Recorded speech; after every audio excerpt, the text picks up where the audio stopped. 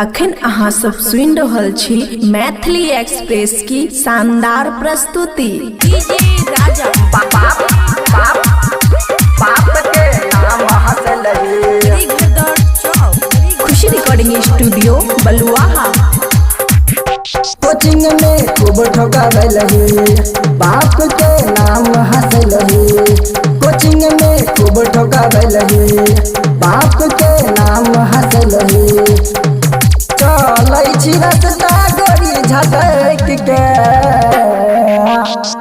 चुम्मा ललको दीपका छौरा पटक के। गे कोचिंग में खूब ठोकावलही, बाप के नाम हंसलही।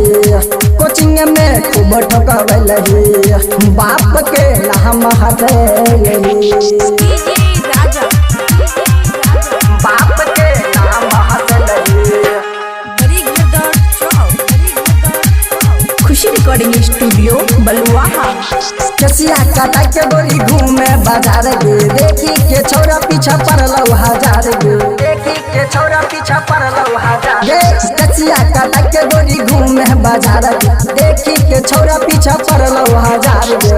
रही गेल दिलवा में अटक के, चुम्मा ललको दीपका छौरा पटक के।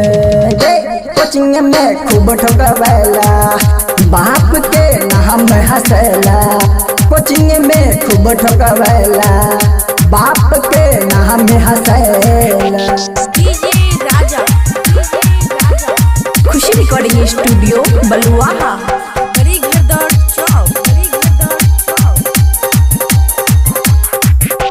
घूमै छी दरभंगा सिपौल बिरौल गे, भरि दिन छौरा सब करै छौ कौल गे। भरि दिन छौरा सब करै छौ कौल गे। घूमै छी दरभंगा सिपौल बिरौल गे, भरि दिन छौरा सब करै छौ कौल गे।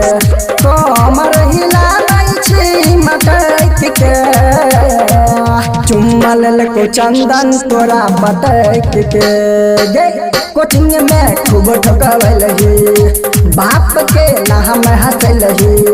कोचिंग में खूब ठोकावलही, बाप के नाम हंसलही। राजा